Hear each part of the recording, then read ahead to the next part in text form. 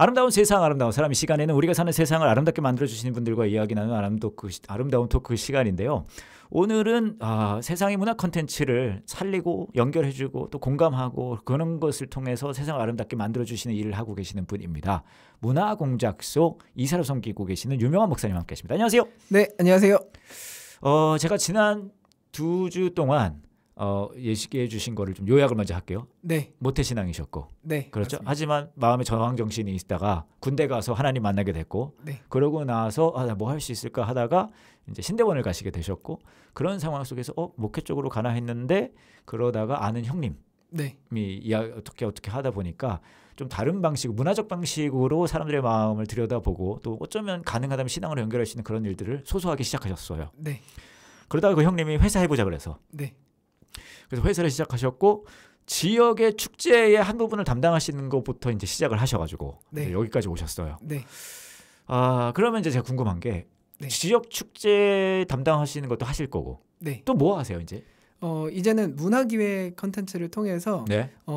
지금 지역의 청년들 문제도 굉장히 크잖아요. 예. 청년들이 다른 곳으로 빠져나간다거나 이제 예. 출생률이 떨어진다거나 뭐 여러 가지 사회적 이슈가 있는데 예. 그걸 문화적으로 어떻게 우리가 공감하고 그 문제를 해결할 수 있는지를 예. 기획해서 그 도시의 그 기획 프로그램이나 기획 소프트웨어를 저희가 제공하는 역할들을 하고 있습니다. 흔히 말해서 도시 디자인. 대단하네요. 설명을 들었는데도 모르겠어요. 네. 그거 더 웃기는 거는 다 설명해 주신 다음에 제가 모르겠다는 눈빛을 보내니까 그거를 설명한답시고 도시 디자인이라고 해주셨는데 더 모르겠어요. 이 반응이 너무 익숙해서. 아 그래요? 네. 이거 익숙한 반응입니까? 네, 익숙한 반응입니다. 그러면은 좀 더 설명해 주세요. 왜냐하면 저희가 영상도 만들고요, 디자인도 하고요, 행사도 하고 축제도 하고 할 수 있는 건 다 하고 있습니다. 그럼 얼마나 쉬워요. 그렇게 얘기해 주니까. 영상도 하시고 그리고 뭐 축제도 하고 뭐 이것저것 하신다고요. 그럼 네. 왜 하시게 되신 거예요? 저희가 하고 있는 디자인이나 영상이나 축제가 네. 다 사람들에게 언어로서 작동을 하는 컨텐츠들이거든요. 네. 그러니까 시각적인 정보나 청각적인 것들로 네. 사람들한테 저희가 주고 싶은 메시지를 잘 전달할 수 있는 매체들이잖아요. 네. 그렇다 보니까 저희는 어떤 이야기들을 공감하고 전달하는 게 너무 좋아서 네. 할 수 있는 걸 다 찾다 보니까 할 수 있는 걸 다 하고 있는 것 같아요. 근데 사실 요즘은 이 플랫폼이 넓어졌어요. 네. 그래서 무슨 어떤 문화 콘텐츠를 경험하려면 옛날에는 네. 정말 옛날을 말하는 겁니다. 네, 거기 장소에 직접 가야 됐어요. 맞습니다. 근데 요즘은 그냥 여러 플랫폼으로 볼 수 있고 또 동영상 플랫폼, 인터넷 동영상 플랫폼도 있고 네. 또 별스타 같은 걸로 네. 스타그램이라고 해야 되나? 인별 네. 뭐 그런 걸 통해서 네. 이제 오래 보지도 않아요. 네, 그 맞습니다. 콘텐츠들이 그 사람을 찾아가잖아요. 네. 약간 그거에 익숙해졌다고 해야 되나? 그러니까 워낙 다양해지니까 네. 그 다양함에 맞추어서 그런 것들을 또 방향을 만들어야 되는 것 같긴 해요. 네, 맞습니다. 그래서요? 그것도 그런 걸 어떻게 하는 거예요? 그래서 그런 매체들을 보면 네. 사람들이 지금 어디에 결핍을 느끼고 있는지를 들여다볼 수 있거든요. 아. 사람들이 돈을 쓴다는 거는 네. 뭐가 채워지지 않았기 때문에 쓰는 거잖아요. 맞아요. 네, 그렇다 보니까 사람들이 돈을 쓰는 곳이 어디인지 또 시간을 보내고 있는 곳이 어디인지를 들여다보면 네? 이분들이 내가 어디에 결핍을 느끼고 있는지를 아니까 예. 그런 부분들에 대해서 우리가 어떻게 접근할 수 있고 하나님께서 원하시는 게 무엇인지를 네. 이제 전달할 수 있는 거죠. 그러니까 이게 근데 그냥 생각하면 안 되는 게 네네. 예를 들어 어떤 사람이 먹는데 돈을 많이 썼다고 쳐요. 네. 그러면은 이 사람은 먹을 게 결핍이 있다. 먹는 걸 누구랑 썼느냐, 친구들이랑 썼느냐. 그러니까요. 네네. 이게 사실은 먹는 거를 많이 돈을 썼지만 네. 보면은 아까 말씀하셨듯이 외로움, 사람에 대한 결핍이 있을 수도 있고 네.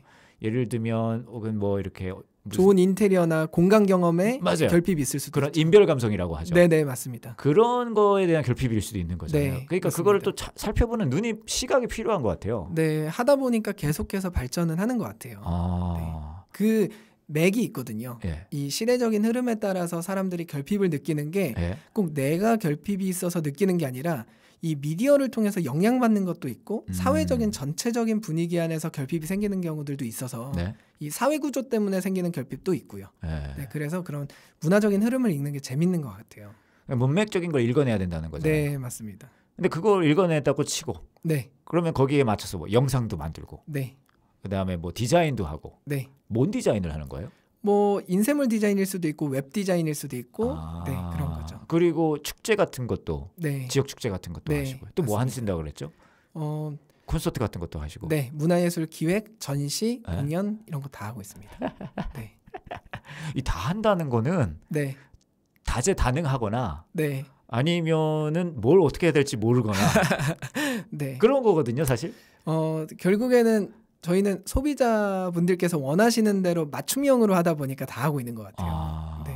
그러시구나. 네, 그래서 그런 여러 가지를 지금 하고 계신 거잖아요. 네, 맞습니다. 근데 그걸 하고 있는 중에 약간 뭐라 그럴까요? 그 하나님이 문화적인 이 컨텍스트 속에서 일하시는 그런 것들을 또 경험해 보셨을 수 있을 것 같아요. 네, 그런 게 일단 뭐가 있을까요? 이 문화라는 거를 저는 언어라고 생각을 하거든요. 예. 그러니까 그냥 요즘의 문화를 한마디로 하면 네. 나다움이라 생각해요. 아하. 나.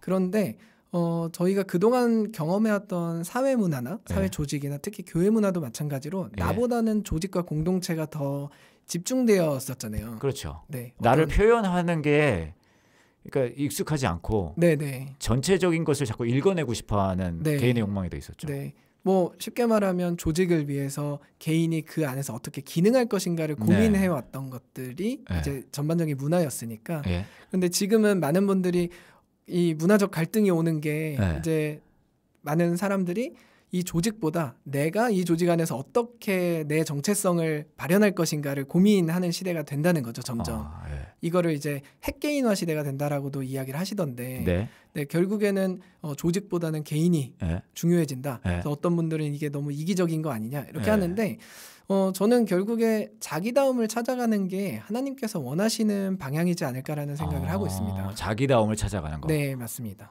그게 무슨 의미예요? 자기다움을 찾아가는 게. 하나님께서는 개성대로 우리를 창조하셨잖아요. 각자 네. 그러니까 저랑 명한 목사님이 다르게 생긴 것처럼. 네. 예. 그 다름을 하나로 껴맞춰라가 아니라 네. 다름을 서로 인정하고 그 안에서 상호 보완하고 협력하고 연대하고 이런 것들을 교회다움으로 계속 얘기하시는데 한 몸 안에 각 지체가 네. 다르지만 예. 하나의 공동체를 이루어가는 것처럼. 예.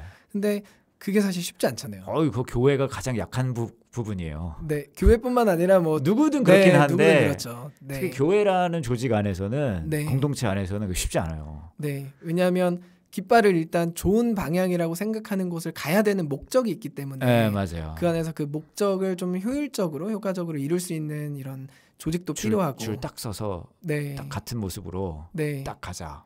그런데 네. 지금은 그렇지 않다는 거죠. 시대가. 네. 이제는 이제는 공동체가 네. 그 공동체에 있는 개인이 어떻게 살아갈 수 있을지를 같이 고민해주 좀 존중해주면서. 네. 반대로 개인은 이 네. 공동체가 나라는 사람의 개성을 통해서 어떻게 하나의 하모니를 이루어갈 수 있을지를 서로 고민해줘야 되는 시대가 점점 왔다라고 생각을 하는 거죠. 그렇기 때문에 우리 명원 목사님도 그 문화공작소에서는 최대한 그 사람이 맞을 수 있는 여러 가지 매체나 그런 형태의 플랫폼으로 네. 영상이든 디자인이든 네. 뭐 소셜 미디어든 맞습니다.